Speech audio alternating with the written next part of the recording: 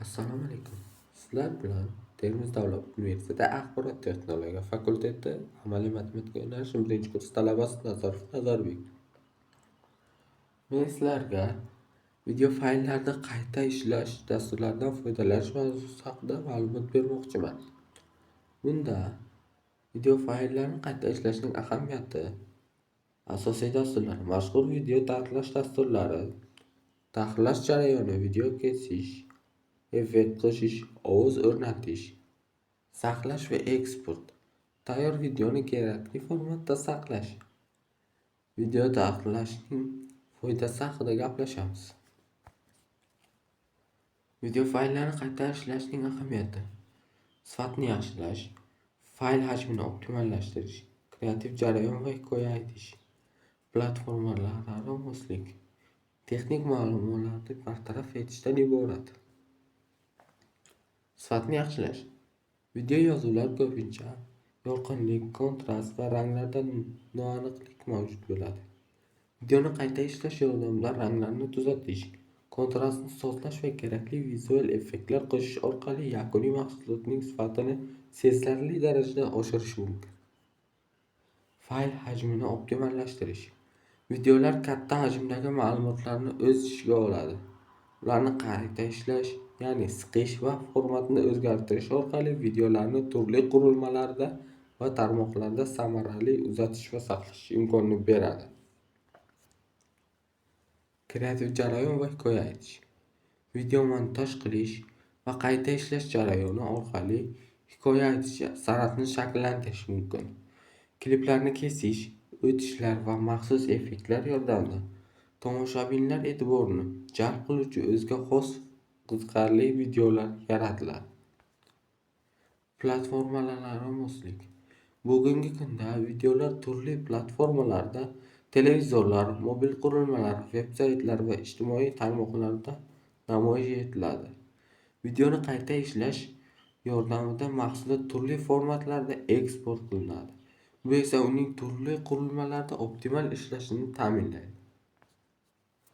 Texnik muammolarni bartaraf etish: raqamli video yozuvlarda ba'zan shovqin, noto'g'ri ekspozitsiya yoki audio nomuvofiqlik bo'ladi. Qayta ishlash jarayoni bu kamchiliklarni bartaraf etish va video professional ko'rinishga kirish imkonini beradi. Mashhur video tahrirlash dasturlari: bularga Adobe Premiere Pro, Wondershare Filmora, Final Cut Pro, DaVinci Resolve. Bulardan tashqari Movavi Video Editor, CapCut va boshqa ko'plab video tahrirlash dasturlari kiradi. Adobe Premiere Pro Adobe kompaniyasi tomonidan ishlab chiqilgan. Dastlab Adobe Premiere 1991-yilda chiqib boshlagan, Premiere Pro esa 2003-yilda professional versiya sifatida taqdim etilgan. Final Cut Pro Apple kompaniyasi tomonidan ishlab chiqilgan. Dastlab 1999-yilda taqdim etilgan, asosan macOS platformasi uchun mo'ljallangan. DaVinci Resolve Blackmagic Decision tomonidan ishlab chiqilgan. Aslida dastur o'zining avvalgi versiyalari rangni to'g'rilash vositasi sifatida paydo bo'lgan. Hozir to'liq tahrirlash platformasi 2004-yildan boshlab keng qo'llana boshlanadi. Wondershare Filmora Wondershare kompaniyasi tomonidan ishlab chiqilgan.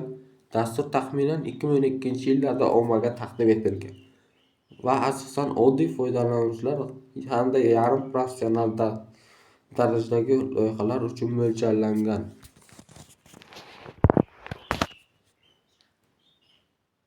Video tahrirlash jarayonlari quyidagilardan iborat: videoni kesish, effekt qo'shish, ovoz o'rnatish jarayonlaridan iborat.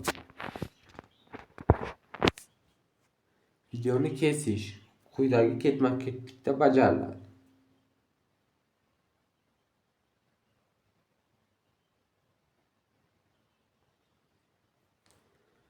Videoga effekt qo'shish esa quyidagi tartibda davom etadi.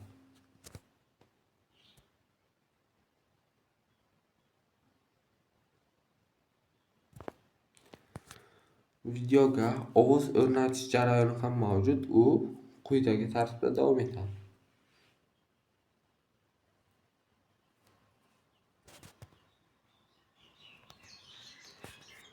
Videoni saqlash va eksport qilish.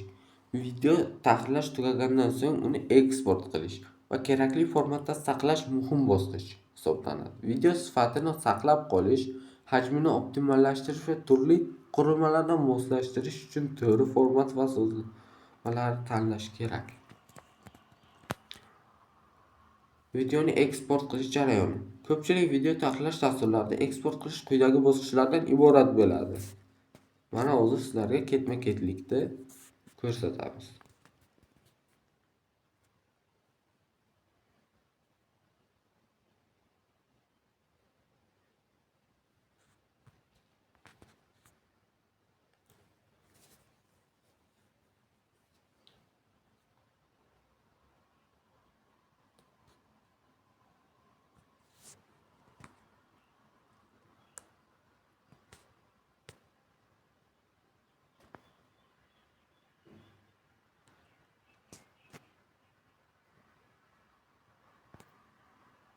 Video tahrirlashning foydasi.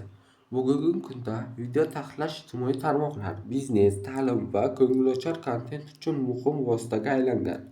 To'g'ri, tahrirlangan video mavzuni aniq yetkazish, auditoriyani jalb qilish va kreativ g'oyalarni amalga oshirish imkonini beradi. Video tahrirlashning asosiy foydalari. Professional ko'rinish. Yaxshi tahrirlangan video vizual jihatdan chiroyli va tomoshabin uchun yoqimli bo'ladi. Brend va reklama uchun muhim mahsulot yoki xizmatni taqdim qilishda sifatli video mijozlarni jalb qilishda yordam beradi. Ijodiy ifoda imkoniyati, effektlar, nusxalar va montaj texnikalari orqali o'z g'oyalaringizni jonlantira olasiz. Ko'proq auditoriya jalb qilish.